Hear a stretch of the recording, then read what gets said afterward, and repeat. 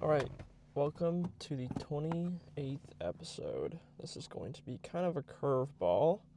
Let me take it out of 0.5. I'm making this on a whim. You can tell I'm in the car. I have been struggling with the idea of being on camera and stressing about what to talk about. So I think this would be helpful for me to talk it out and figure out why that I feel the way that I do, and then explain the way that I do it every time. Sounds like I'm about to cry the way I'm talking. But the way that I do it, it's the last 28 episodes, I guess now, and all my YouTube videos, is I force it. I force it, in that I've told people to obviously do it, but don't force. But the discipline comes in handy there, where you're like, okay, I have to do something, otherwise I'm never gonna do it. So the podcast for me is figure out something you want to talk about, because you do want to talk, you just don't know what. And then as soon as you get on camera, you don't like it. So the issue there is not either side of the river, it's the bridge between. So you need to cross the bridge to get to the other side. And the other side being making the video. First side being not making the video. But the way that I do it is I'll maybe write some things down if I feel expressive that day. Or I will just set up the camera and I'll let myself talk. And I'll see what comes to me, because for me, I don't like going off of a script. I don't like reading off of a screen or a notebook as much as I do it. I don't like doing it. I would like to have a little bit more improv and more realism, because I think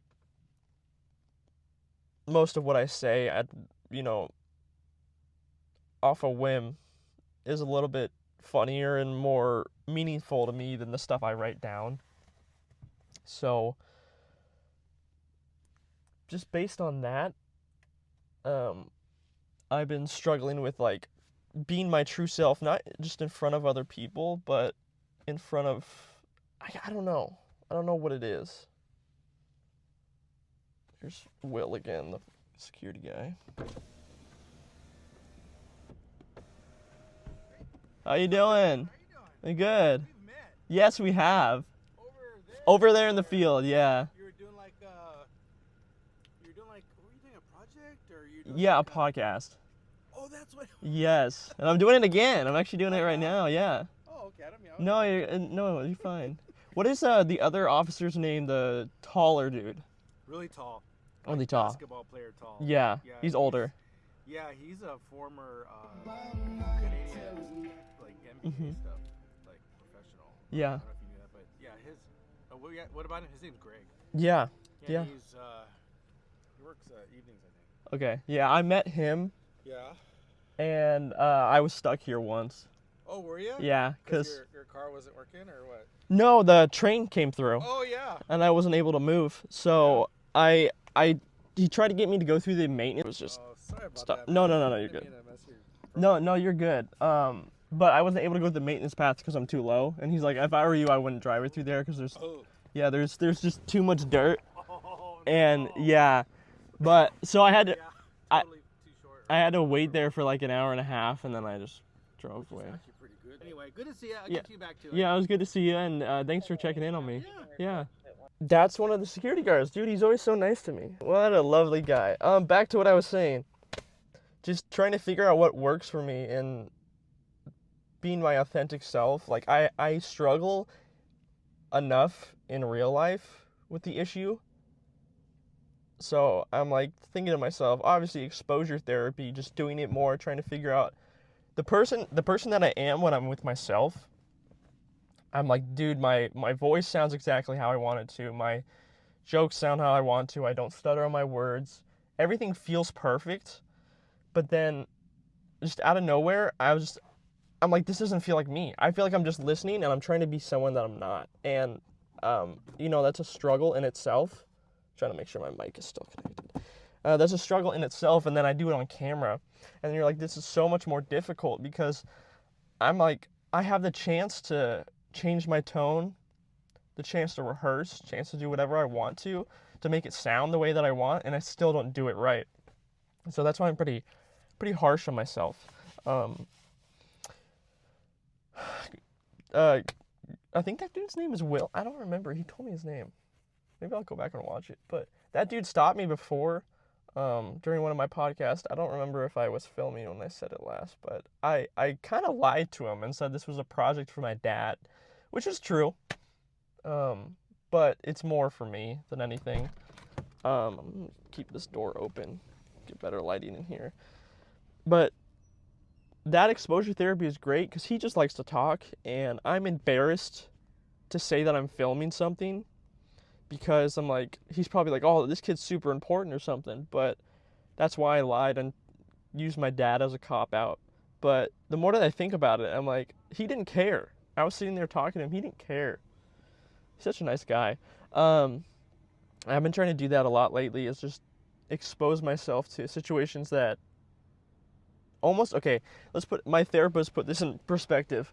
If you were to take yourself from a third perspective, if you were a parent and you were to watch yourself do the activity, what would you tell that child to do if you wanted him to overcome his fear of talking in person, talking in public? You tell him to go do it, or you trick him into doing it. Sorry if you can hear the lawnmowers that are driving around. You'd want to trick him into doing it. Sorry, I'm over here because the lawnmower's over there. You'd want to trick him into doing it. You tell him that, just go ahead and act like you're talking to yourself. Act like the camera's not there and just talking to a friend. And then he'd go do it, and you'd be so proud of him, and he'd feel so much better while he's doing it and then when he's done. And that's what I try to tell myself. It's like, if I'm watching someone else do it, like my son do it, if I had a son, I'm watching my son do it, and what I would tell him. Because it's one thing for like you to imagine a friend doing it, you giving him advice, but like if you think about it as like a child, you're like, this kid doesn't know anything but you, and he's trying to learn all this information, so you don't want to give him anything but wrong or right information. And someone like a friend, like Caden, if I was watching him do something, I want to give him great advice, but like he can form his own opinion. He's grown, and he's probably gonna do what he wants regardless, and maybe quit on himself. But as a child, they only know you, and they only know what they're taught, and so whatever you say they think is right, and that's how they learn. So if you tell them, just go do it, act like you're talking to a friend, and like, oh, okay, yeah. So if you just tell yourself that, you're like, just go do the thing that you think is right, act like you're talking to one of your friends, then the voice comes out more authentic, you feel like you're not on camera, and it just feels natural. I'm also trying to slow down when I talk. I talk pretty fast. My enunciation is still super mixed. Caden and I were talking about something on the hike yesterday. It's like I hiked with Caden yesterday. That's what I was trying to get at.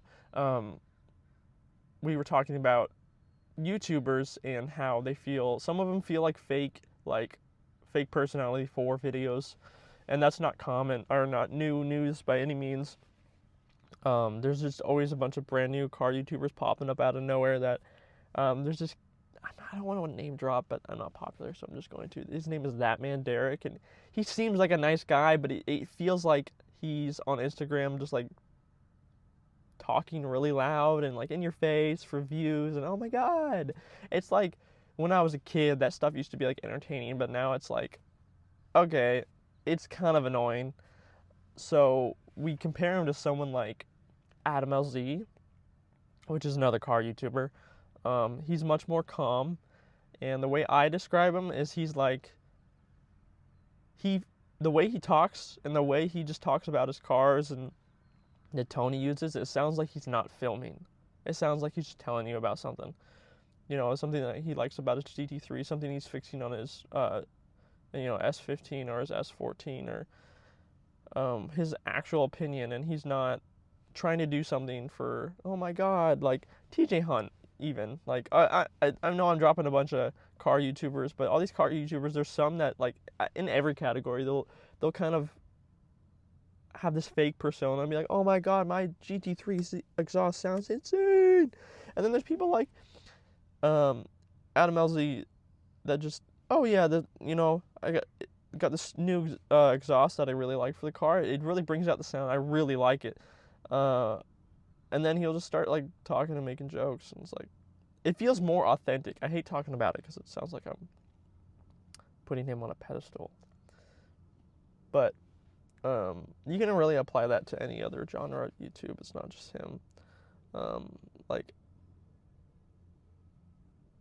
I wouldn't say Mr. Beast, because Mr. Beast is huge, but you can tell he kind of gets loud and out there. He seems genuine, but he's still loud. So I guess that's a weird mix.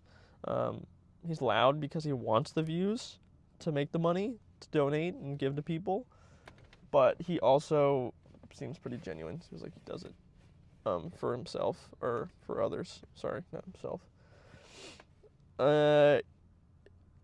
Yeah, it's hard developing like the goal to do it. GOLL, not GOAL. It's because like there's no benefit of me doing this. Like long term, if I can make a lot of money, sure, that's a benefit. But there's more downsides in the beginning than there's upsides. The downsides is like people might look at you weird. People might, call you out. They might, subconsciously think, oh, this kid's trying very hard. And that's the issue, is like there's a lot of people that try this. Whether it's a video or a podcast, they try this. And they fail because they try to be someone they're not, or they try super hard to make anything work. Anything. And a similar form is something else I used to do, is like trying to hang out with people every second that I'm alone so that I'm not alone. So I'm like, okay, who's next? And the same thing if you like translate it to like a video.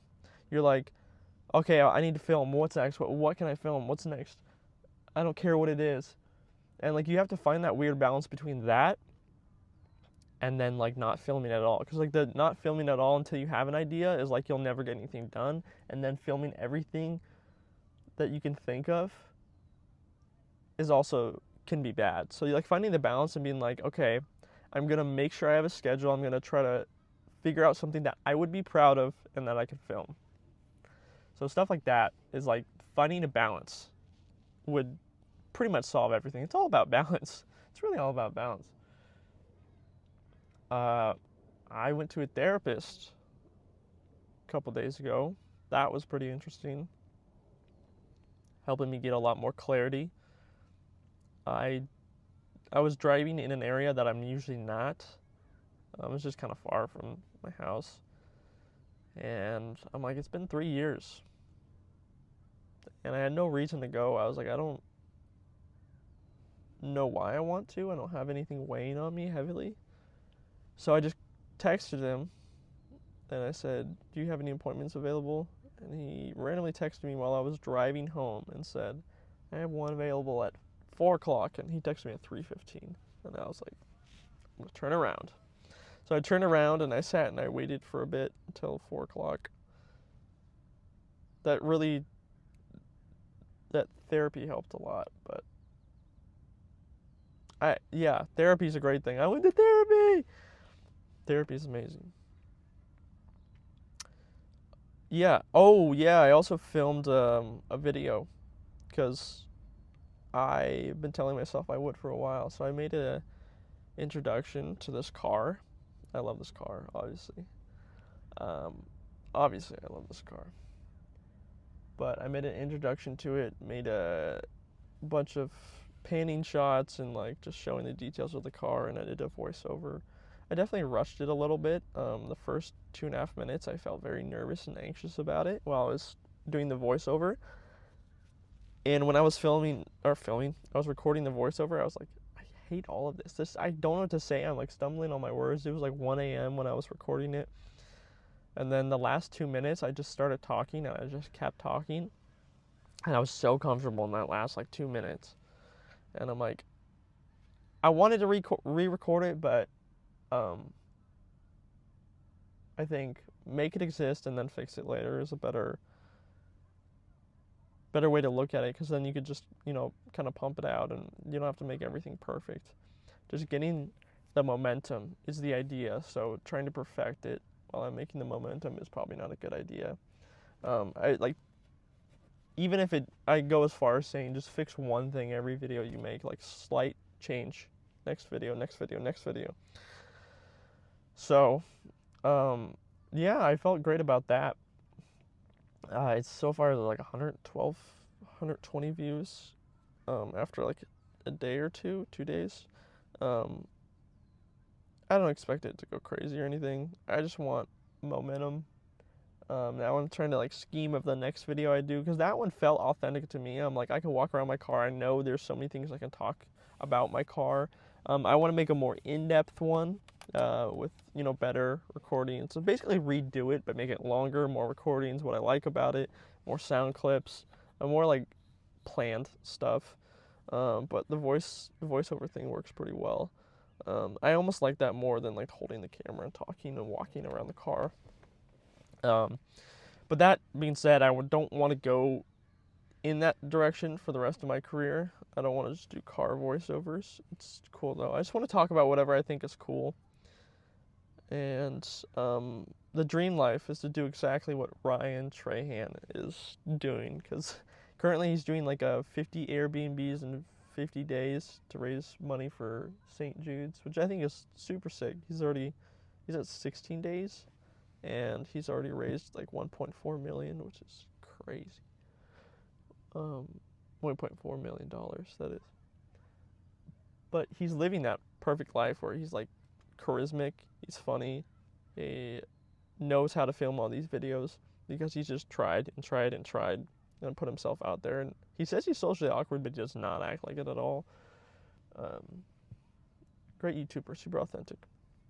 But I want to have like that established idea of like I'm just living life and recording what I do, and I'm hoping that 20 million people find it interesting like they did for him. I don't expect that quite of a goal, but I wrote down a goal for myself to hit 200 subscribers in 2 months. I think I put down 2 months, and if I don't, I'm going to force myself to get a second job, but I'm giving myself that 2-month mark so that way it can put, 2 months. So I can push that narrative to be like, okay, if you don't make YouTube videos, then you have to, like, you keep telling yourself you're going to and you never do. Yeah, so 2 months. I want to hit 200 subscribers. I'm at 81 right now on my main channel. This one I'm at 56. I went down a subscriber since my last podcast, but I had a friend send me a couple questions that she wanted me to talk about, and I'm not gonna look at them because I'm filming with my phone right now, but I'm just gonna go based off of what I remember, because I don't want to keep this too long. I think she asked, like, how do you live without guilt and prove that guilt won't fix anything? I don't remember the exact question, but I didn't really understand what she meant. But just based off of what I'm thinking, guilt is kind of an emotion that it's never worked. It doesn't fix anything. It only burns bridges. It's super easy to do because you can come off as passive aggressive, like, oh, you would do that, wouldn't you? Or, no, go ahead and just do it. I don't even care anymore. It makes that person feel guilt. So,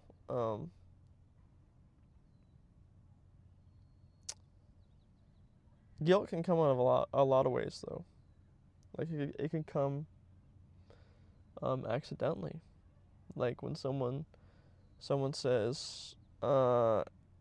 you know, I'll always be there for you, even if you don't care about me. It's like, obviously it wasn't intentional, but it makes you feel guilty. It makes you feel like you didn't care for them, even if you did. So just, I mean, beware that it comes in a lot of ways, and like, yeah, it sucks because guilt doesn't fix things. Not everything needs to be said. Um, Also, that's something I'm trying to work on. I'm trying to delete the filler where it's like, there's nothing makes you more self-aware than a solo podcast about like where it's like, I just said it like twice. I'm just trying to take out filler words. I almost said it. I wanted to say it right there. Yeah, it's hard not to guilt trip people when you just naturally do it all the time. When they bring up subjects and you just want to say something and be like, "Oh, no, it's fine. Don't worry about me, man. I'm like this all the time anyways," or "Don't worry about me. I'll figure it out." And then now they kind of feel guilty because they feel like they're the reason like you feel like that because they can't help you. Like, "Oh, no, it's fine. We don't need to hang out. I've got stuff going on anyways." Um, I just fucking did it. I said, Yeah, guilt doesn't fix. It doesn't fix anything. But I'm just going to close it out saying that your brain will control what happens next. Like, your positive thoughts, your guilty thoughts, your guilt-driven thoughts, and whatnot, all will be fixed if you think differently. And nothing will not happen unless you let it. Because, like, the brain creates more obstacles than your body physically does. Your brain will stop you before your body does. Because, like, if you're even like physical example is if you're working out, your brain will tell you, okay, time to rest before your body can even quit. Did it again. Same with like friendships. It's like or relationships.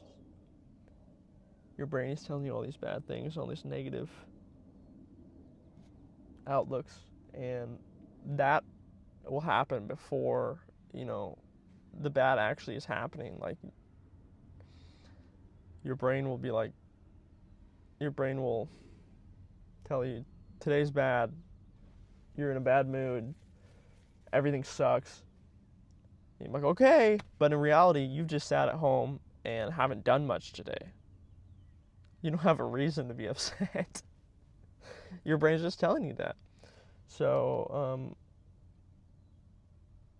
I guess, yeah, just leave with that advice. And the song of the day for me, I want you to listen to, is actually not a song. It's Don Toliver and Yeats Snippet from them headlining at Summer Bash, I think. Summer Bash. They're jumping out of a helicopter. That song is, dude, there's a snippet of it on YouTube somewhere. It's super good. But yeah, have a great morning, and don't think of me when you're listening to this.